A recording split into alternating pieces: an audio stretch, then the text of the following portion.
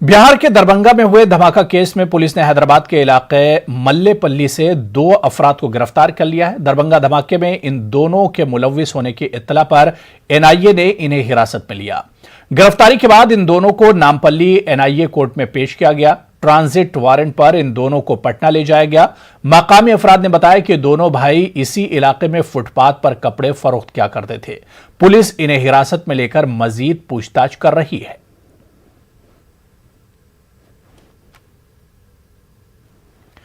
मकामी अदालत की तरफ से गुज़िश्ता हफ्ते काशी विश्वनाथ मंदिर और ज्ञानवापी मस्जिद तनाज़े के ताल्लुक से मुतनाज़ा अहाते का आसार क़दीमा से सर्वे कराने के खिलाफ सुन्नी वक्फ बोर्ड ने अर्जी दाखिल की है। सुन्नी वक्फ बोर्ड ने बुध के रोज अर्जी दाखिल की है, जिस पर समाअत के लिए 9 जुलाई की तारीख मुकर्रर की गई है।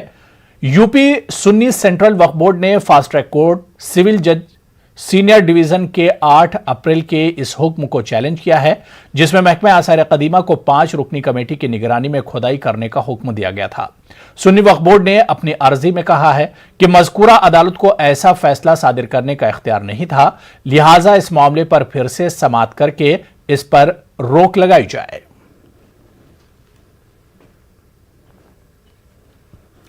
कर्नाटक के आइंदा असेंबली इंतखाबात में जेडीएस 25 मुस्लिम उम्मीदवारों को नुमाइंदगी देगी। बेंगलुरु में जेडीएस लीडर और साबिक वजीर आला एचडी कुमारस्वामी ने यह ऐलान किया।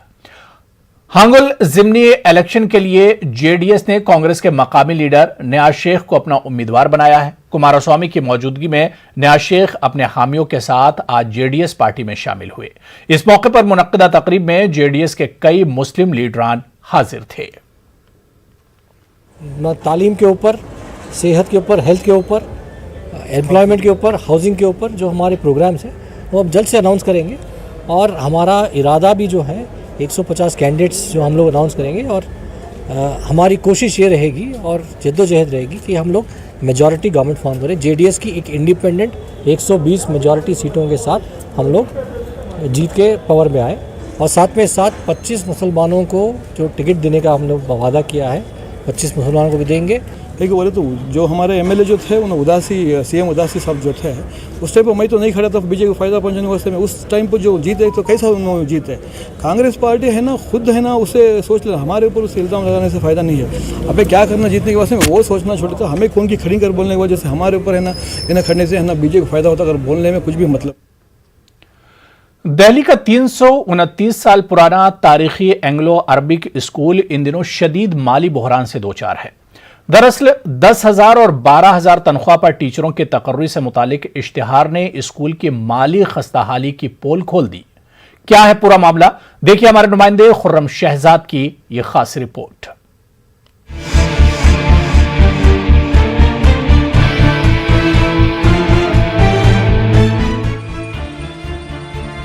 यह मुल्क की राजधानी दिल्ली का मारूफ और तारीखी एंग्लो अरबिक स्कूल।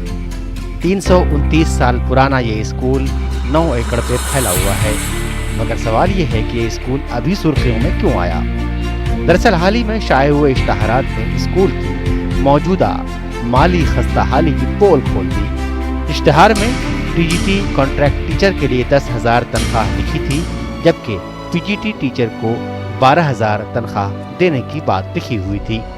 फिर क्या था, इस इश्तहार ने स्कूल की माली हालत को आश्कार कर दिया और स्कूल के ओल्ड बॉयज ने दिल्ली हुकूमत से स्कूल की मदद करने की अपील शुरू कर दी कि दिल्ली हुकूमत को 95% के बजाय स्कूल के बजट को 100% करना चाहिए। असल चीज़ तो जो कोविड का जो पीरियड चला है ये 2 साल का, वहाँ स्कूल लगे ही नहीं। जब नहीं लगे हैं, कोई इनकी कोई रेगुलर फाइनेंशियल इनकम नहीं है। ये 5% जो है जो लाखों रुपए में बनता है वो कहाँ से लाएं। हुकूमत को चाहिए कि कम से कम इमीडिएट एक रिलीफ दे कि जितना भी कोविड पीरियड का टाइम था उनमें 100% सैलरीज टीचर्स की दे दे। पहला काम तो ये करे और फिर इसके बारे में सोचे कि जब भी ऐसी पैंडेमिक आए तो उसमें जो है उनको ऐसा कोई फंड बनाना चाहिए ताकि इन स्कूलों को भी रिलीफ मिल सके। खास बात यह है कि इस स्कूल से सर सैयद अहमद खान, डिप्टी नज़ीर अहमद, साबिक पाकिस्तानी वजीर आज़म लियाकत अली, साबिक इलेक्शन कमिश्नर SY कुरैशी, साबिक सफ़ीर मीम अफजल इस तारीखी स्कूल से वाबस्ता रहे हैं। लेकिन स्कूल की हालत ये है कि इस वक्त असातिज़ा की 40 असामियाँ खाली पड़ी हैं और इस स्कूल में पिछले 16 सालों में किसी भी उस्ताद की तकर्री नहीं की गई है। पुरानी दिल्ली के अंदर अजमेरी गेट स्कूल है, जिसके अंदर 16 साल से भर्ती नहीं हुई है। जब कांग्रेस सरकार थी शीला दीक्षित की, उसके बाद ये केजरीवाल सरकार को 7 साल हो गए, लेकिन आज तक वहाँ पर भर्ती नहीं हुई है। अब एक इश्तिहार आता है कि 10,000 और 12,000 के लिए टीचर के लिए दस्तियाब है। मैं पूछना चाहता हूं कि 10,000 12,000 के अंदर कोई टीचर मिल सकता है? अगर जो मिलेगा तो वो इस काबिल नहीं होगा जो बच्चों को बेहतर से बेहतर तालीम दे सके। वैसे ही पहले पिछले सालों में रिजल्ट उर्दू मीडियम स्कूलों का ख़राब आता रहा है और लोगों ने अपने बच्चों को वहाँ भेजना बंद करना शुरू कर दिया है और दिन बर दिन बच्चे वहाँ पर कम होते जा रहे हैं। इस पूरे मामले में मैनेजमेंट कमेटी यानी दिल्ली एजुकेशन सोसाइटी का कोई भी ओहदेदार कैमरे के सामने आकर बोलने के लिए तैयार नहीं है, लेकिन हमें ये ज़रूर बताया गया इस मसले को हल करने के लिए और 20 असातिज़ा की वैकेंसियाँ भरने के लिए दिल्ली हुकूमत को ख़त लिखा गया है। कैमरामैन गौरव गिरी के साथ Khurram Shahzad, news 18 Delhi. CJI NV Ramana ने अदलिया को किसी भी बैरूनी असर और रसूख से मुकम्मल आज़ादी की हिमायत की है। सीजीआई के मुताबिक ज़राए अबलाग के नए टूल्स सही और गलत के दरमियान फ़र्क करने से कासिर हैं, इसलिए जजों को मीडिया ट्रायल से मुतासिर नहीं होना चाहिए। सीजीआई ने ये बातें 17वें justice PD Desai memorial lecture से खिताब के दौरान कही।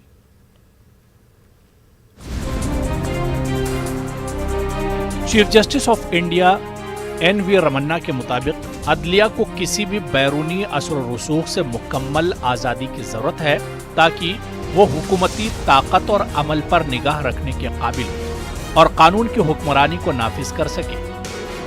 उन्होंने कहा कि अदलिया को हुकूमती ताकत और कार्रवाई पर रोक लगाने के लिए मुकम्मल आज़ादी हासिल करनी होगी। जस्टिस रमन्ना ने 17वें justice PD Desai memorial lecture से खिताब के दौरान कहा कि अदलिया को बराह रास्त या बिल वास्ता मुकन्नना या एग्जीक्यूटिव के जरिए कंट्रोल नहीं किया जा सकता, वरना कानून की हुक्मरानी मुबहम हो जाएगी।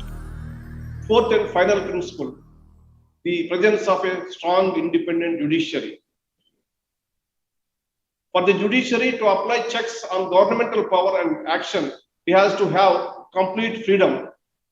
The judiciary cannot be controlled directly or indirectly by the legislature or the executive, or else the rule of law would become illusory. CGI ने मजीद कहा कि एक ही वक्त में जजों को भी अवामी राय के जज्बाती दलदल का मुकाबला नहीं करना चाहिए जो सोशल मीडिया प्लेटफॉर्म के जरिए फरोग पा रहा है। जजों को इस हकीकत को जहन में रखना होगा कि इस तरह बढ़ा हुआ शोर लाजमी तौर पर इस बात की अक्कासी नहीं करता है कि क्या सही है और क्या अक्सरियत इस पर यकीन रखती है। एनवी रमन्ना ने मीडिया से मुतालिक भी अपनी राय को सामने रखा। उन्होंने कहा कि ज़राए अबलाग के नए टूल्स जिनमें बहुत ज़्यादा सलाहियत पैदा करने की सलाहियत है वो सही और गलत, अच्छा और बुरे और हकीकी और जाली के दरमियान तमीज़ करने से कासिर है। लिहाजा मीडिया ट्रायल्स मुकदमात के फैसले में रहनुमा नहीं हो सकते। सीजीआई के मुताबिक आज़ादाना तौर पर काम करना और तमाम बैरूनी इमदाद और दबाव का मुकाबला करना इंतहाई जरूरी है। The new media tools that have enormous amplifying ability are incapable of distinguishing between right and wrong, good and bad, and the real and fake. Therefore, media trials cannot be a guiding factor in deciding cases. It is therefore extremely vital to function independently and withstand all external aids and pressures. 2014 के बाद से अदलिया और executive के माबैन तनाज़ा चल रहा है। इस साल मरकज की नरेंद्र मोदी हुकूमत ने सुप्रीम कोर्ट कॉलेजियम के जरिए तकर्रियों के निज़ाम के बजाय जजों के इंतखाब के लिए कौमी जुडिशियल तकर्री कमीशन कायम किया है, जिसे अक्टूबर 2015 में सुप्रीम कोर्ट के 5 जजों की बेंच ने गैर आईनी करार दिया था। अपने खिताब में सीजीआई ने कानून के सही और गलत इस्तेमाल पर रोशनी डालते हुए कहा कि कानून दो धारी तलवार है। इसे न सिर्फ इंसाफ देने के लिए इस्तेमाल किया जा सकता है, बल्कि इसे जब्र का जवाब पेश करने के लिए भी इस्तेमाल किया जा सकता है। इसलिए गैर मुंसिफाना कानून को शायद इंसाफ पसंद कानून जैसा अखलाकी जवाब हासिल नहीं हो सकता। Bureau report, news 18 Urdu. Hyderabad के कदीम सरकारी उस्मानिया अस्पताल ने एक नई तारीख रकम की है। 100 साल कदीम उस्मानिया अस्पताल को 3 बैनुल-अक़वामी अवार्ड हासिल हुए हैं। गरीब मरीजों को बेहतर से बेहतर तिब्बी खिदमात फराहम करने पर world records, Bharat world record और डॉक्टर्स बुक ऑफ रिकॉर्ड के 3 अवार्ड हासिल हुए हैं। कौमी डॉक्टर्स डे के मौके पर उस्मानिया अस्पताल के सुपरिटेंडेंट को ये अवार्ड्स दिए गए। इस मौके पर कई डॉक्टर्स को बेहतर खिदमात पर तहनीत पेश की गई।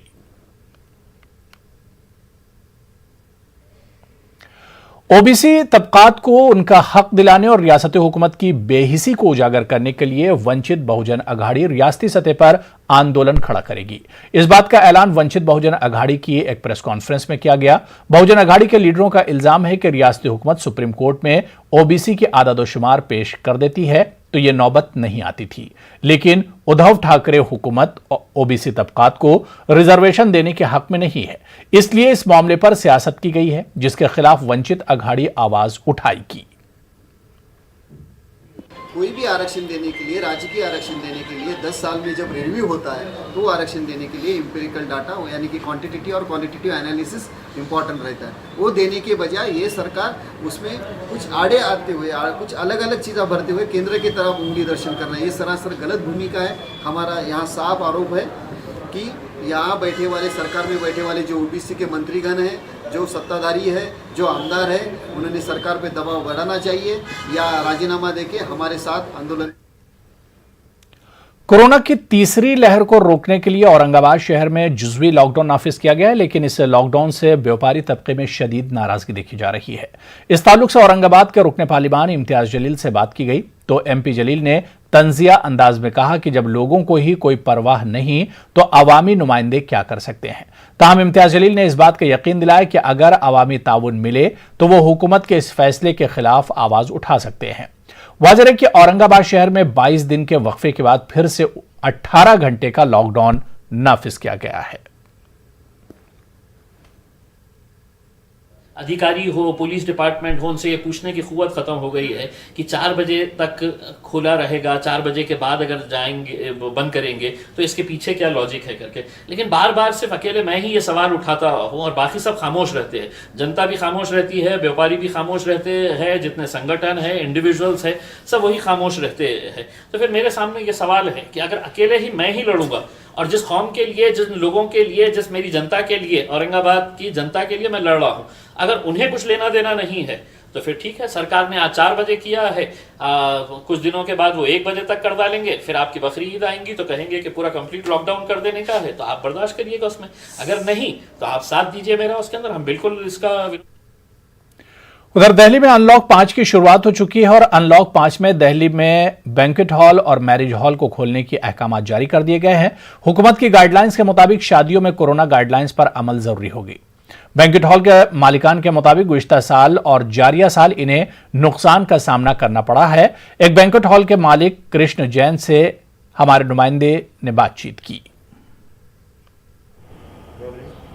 अनलॉक 5 की शुरुआत हो चुकी है और सरकार की तरफ से लोगों को कई सारी रियायतें दी गई हैं और जिस तरीके से बैंक्वेट हॉल और मैरिज हॉल खोलने का आदेश सरकार की तरफ से जारी कर दिया गया है, जो लोगों के लिए बड़ी राहत है। जिन लोगों के घर में शादी है, फंक्शन है, उनके लिए बड़ी राहत है। इस वक्त हम एक बैंक्वेट हॉल में खड़े हुए हैं और अगर आप यहाँ पर देखें तो जिस तरीके से कोविड-19 के प्रोटोकॉल्स को फॉलो करने की बात की जा रही है, उसकी भी व्यवस्था यहाँ पर की गई है। और जो भी लोग बैंक्वेट हॉल में आएंगे, प्रवेश से पहले उनकी थर्मल स्कैनिंग यहाँ पर होगी और आप देख सकते हैं कि थर्मल स्कैनिंग यहाँ पर की जा रही है और थर्मल स्कैनिंग कराने के बाद सैनिटाइजेशन की भी व्यवस्था यहाँ पर की गई है। अपने हाथों को सैनिटाइज करना होगा और उसके बाद ही आपको बैंक्वेट हॉल में अंदर एंट्री मिल पाएगी। तो अब हम इस बैंक्वेट हॉल के अंदर आ चुके हैं और आप यहाँ पर देखिए जिस तरीके से सरकार की तरफ से आदेश जारी किया गया कि दिल्ली में अब जो मैरिज हॉल और बैंक्वेट हॉल खुल सकेंगे तो वो अब खुल चुके हैं और यहाँ पर कुछ फंक्शन भी चल रहा है, क्योंकि लोग लंबे समय से इंतज़ार कर रहे थे। जिन लोगों के घर में शादी है या किसी तरीके का कोई कार्यक्रम है तो वो लोग इंतज़ार कर रहे थे। तो यहाँ पर अब आप देख भी सकते हैं कि फंक्शन शुरू हो गया है और सोशल डिस्टेंसिंग का खास ख्याल यहाँ पर रखा जा रहा है। अगर आप यहाँ देखें तो अरेंजमेंट भी उसी तरीके से किए गए हैं। तो बैंकेट हॉल के ओनर भी हमारे साथ जुड़ चुके हैं, कृष्णा जैन, हम उनसे भी बात कर लेते हैं। कृष्णा, जिस तरीके से सरकार की तरफ से अनलॉक 5 में बैंकेट हॉल और मैरिज हॉल खोलने की बात की गई है और राहत भी है और परेशानी भी है, किस तरीके से देख रहे हैं इसे? मैम, पहले तो सबसे बड़ा हैप्पीनेस था हम लोगों के लिए जब से बैंकेट हॉल ओपन हुए थे, क्योंकि हमारी इंडस्ट्री बहुत बड़ी इंडस्ट्री है और मतलब छोटा से लेकर बड़े तक बहुत लोग हमारे यहाँ काम करते हैं। तो सबसे लिए हमारे लिए हैप्पीनेस ये था और सब स्टाफ के लिए बहुत था कि हमारे बैंकेट हॉल्स खुल गए। और मैम, लॉसेस की बात करी जाए तो लॉसेस तो ma'am as it is fix रह गए। जैसे हमारा रेंट है, हमारा इलेक्ट्रिसिटी है, हमारी मेंटेनेंस है, वो हमारा फिक्स चार्जेस है। तो वो ये सब कोई चार्जेस अभी तक वेव ऑफ नहीं हुए। तो हम लोगों की तो गवर्नमेंट से यही रिक्वेस्ट है और अपील भी यही है कि प्लीज़ कम से कम हमारा रेंट या कहीं ना कहीं हमारी इलेक्ट्रिसिटी चार्जेस और हमारा वाटर चार्जेस के जो फिक्स चार्जेस आते हैं उनको रिमूव करा जाए। बिल्कुल। तो आप इसे राहत के तौर पर भी देख रहे हैं और थोड़ा सा परेशानी के तौर पर भी देख रहे हैं कि जो चार्जेस थे उसमें राहत की बात आप कर रहे हैं? मैम, दोनों अगर सेक्शन देखे जाएं तो दोनों के हिसाब से ही राइट भी है और रॉन्ग भी है। मैम, इनकम जैसा जब कहते हैं ना काम होता है तो सब चीज़ें अच्छी लगती है, जब काम स्टॉप होता है ना तो मैम सारी चीज़ें उथल पुथल हो जाती है, तो उससे बहुत बड़ा फ़र्क पड़ता है। मैम, कोरोना के समय में अगर आप देखें तो जो स्क्रीन्स हैं उसकी तस्वीर भी बदली हुई आपको नज़र आ रही होगी। उस पर भी साफ तौर से लोगों को हिदायत दी जा रही है कि मास्क लगाकर रखें, सोशल डिस्टेंसिंग बनाकर रखें, क्योंकि जिस तरीके से सरकार ने SOPs जारी की है तो उस SOPs को दिखाने के लिए यहाँ स्क्रीन का इस्तेमाल किया जा रहा है। जो भी गेस्ट यहाँ पर आए कि सामाजिक दूरी का पालन करते हुए फंक्शन का आयोजन यहाँ पर किया जा रहा है। और एक बड़ी राहत के रूप में बैंकेट हॉल और मैरिज हॉल वाले इस आदेश को ले रहे हैं, क्योंकि लंबे समय से वो लोग इंतजार कर रहे थे। शादियों का सीजन है, काफ़ी ज़्यादा लॉस पहले भी हो चुका है, तो अब उन्हें लग रहा है कि इस आदेश के बाद कहीं ना कहीं जो लॉस हुए हैं थोड़ी सी रिकवरी वो यहाँ कर पाएंगे। कैमरा पर्सन नरेश के साथ रचना, न्यूज़ 18 दिल्ली। महाराष्ट्र में पावरलूम सनत की हालत खराब है। मालेगांव में भी पावरलूम बंद है। पावरलूम मसाइल को लेकर मुख्तलिफ वजीर बराए टेक्सटाइल असलम शेख से मुलाकात कर रहे हैं। इस सिलसिले में मालेगांव के साबिक MLA और NCP लीडर शेख आसिफ ने काबीनी वजीर असलम शेख से मुलाकात की। आसिफ शेख ने बिजली की कीमतों में दी जाने वाली सरकारी मराहत के लिए लाजमी ऑनलाइन ऑफलाइन रजिस्ट्रेशन को मनसूख करने का मुतालबा किया। हमारा जो डिमांड था कि 27 HP के नीचे जितने भी बुनकर आएंगे इनको इनसे मुक्त कर दी जाए, छूट दी जाए, कोई भी तरीके का रजिस्ट्रेशन इन लोगों पर लागू ना किया जाए और 75 पैसा सब्सिडी पावर में, बिजली में बुनकर भाइयों को मिलना चाहिए। ये 2 डिमांड लेकर हम आए थे। इंशाअल्लाह 99% उन्होंने यकीन दिलाया कि यही फैसला हुकूमत महाराष्ट्र कैबिनेट के अंदर करेगी और बिजली सब्सिडी के ताल्लुक से जो 75 पैसे का जो डिमांड है उसको भी उन्होंने कहा है कि कैबिनेट के अंदर प्रपोजल रखकर हम लोग इसको भी मंजूर करवाएंगे। मालेगांव से बुनकर लोग आए थे, उन्होंने अपना निवेदन दिया है कि ये जो सब्सिडी के अंदर जो फॉर्म निकाले हैं उसमें जो है लोगों को दिक्कतें आ रही हैं, उसमें जो है थोड़ा सा स्थिरता करना है, उसको थोड़ा सा और आसान करना है ताकि लोगों को भरने में दिक्कतें नहीं आए। कि बहुत जल्दी जो है इनकी मांग के ऊपर हम किस तरीके से जो है 27 HP के नीचे जो कमज़ोर लोग हैं उन लोगों को किस तरीके से इस फार्मूला के अंदर जो है आसानी ला सके, वो हम बहुत जल्दी निकालेंगे ताकि उनको जो है आगे दुश्वारियां ना हो। महंगाई की मार से हर खासो आम परेशान है। ईंधन की कीमतों में जबरदस्त इजाफे ने आम आदमी की कमर तोड़कर रख दी है। हमारी ईरानी जी ने एक कांग्रेस की सरकार में एक समस्या बताई थी, गैस के सिलेंडर लेकर के रोड के ऊपर उतर आई थी और ये वादा किया था आम जनता से भारतीय जनता पार्टी ने कि महंगाई हम किसी तरह से आने ही नहीं देंगे। वो वादा कहाँ गया भारतीय जनता पार्टी का? एक तरफ तो कोरोना महामारी, दूसरी तरफ महंगाइयाँ हैं, तीसरी तरफ जो है पेट्रोल का बढ़ता हुआ दाम और आंख मूंदे है मोदी सरकार। जिस तरीके से जमीन के स्तर पर जो छोटा दुकानदार है वो पूरी तरीके से चरमरा गया, खत्म हो गया है। पेट्रोल का, डीजल का बढ़ा रहे हैं जिससे किसान भी प्रभावित है, शहर भी प्रभावित है। शहर में यातायात के सारे साधन महंगे हो गए हैं, लोगों की कैपेसिटी नहीं है कि रिक्शे भी थोड़ी सी दूर का 10 रुपया लेते हैं।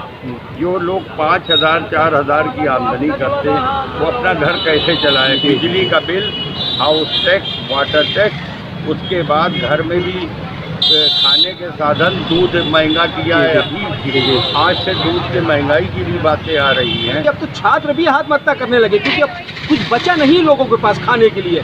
इतनी बुरी हालात हो गई है, इतने बुरे हालात हो गए कि आज से आज़ादी से 70 साल 75 साल जो हो रहे हैं उसमें इतने बुरे हालात नहीं हुए थे जो इस समय इस सरकार ने आम जनता के लिए कर दिया। गरीब से जो सबसे मिडिल क्लास के नीचे जो रहता उसके लिए इतने बुरे हालात कर दिए कि वो अब खाए कि अपने बच्चों को पढ़ाए कि अब बचाए कि उनकी शादी ब्याह करे। किसी हालत में उनको बचाने का कहीं रास्ता नहीं मिल रहा है कि वो करे क्या। क्योंकि आज हमारा देश इतना खोखला होता जा रहा है, कारोबार चल नहीं रहा है क्योंकि लॉकडाउन लग जाता है तो उसमें कुछ दुकानें खुल नहीं पाती, रोजगार चल नहीं पा रहा है, ना कोई दुकानदार बढ़ पा रहा आगे। तो इस हालत में सरकार ने अभी देखिए हाउस टैक्स बढ़ गया, वाटर टैक्स बढ़ गया, बिजली बिल बढ़ के आ रहा है।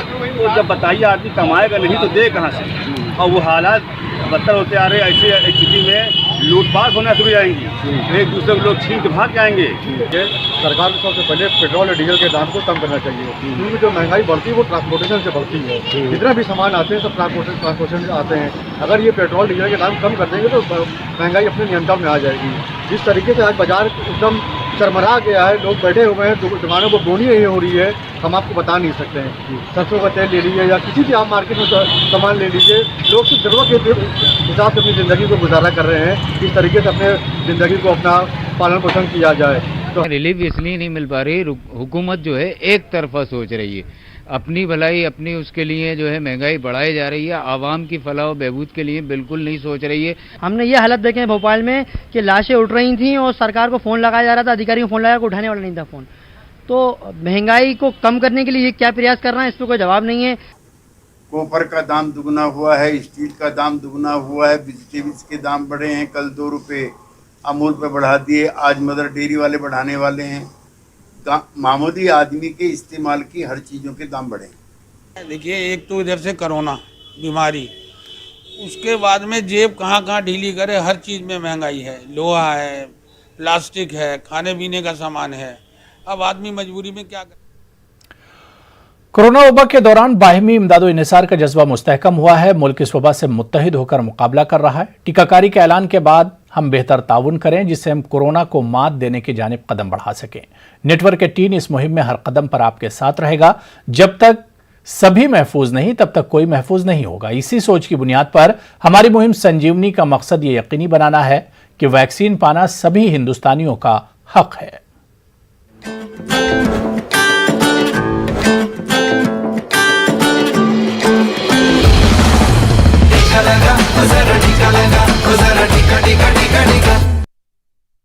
नेटवर्क 18 फेडरल बैंक संजीवनी गाड़ियां पूरे मुल्क में कोरोना वायरस से मुतासर अजला में गश्त कर रही हैं। वैक्सीन की अहमियत के हवाले से बेदारी लाने की हमारी कोशिशों को आपकी तायद की अशद जरूरत है। आइए एक नजर डालते हैं कि संजीवनी गाड़ियां किन इलाकों में हैं।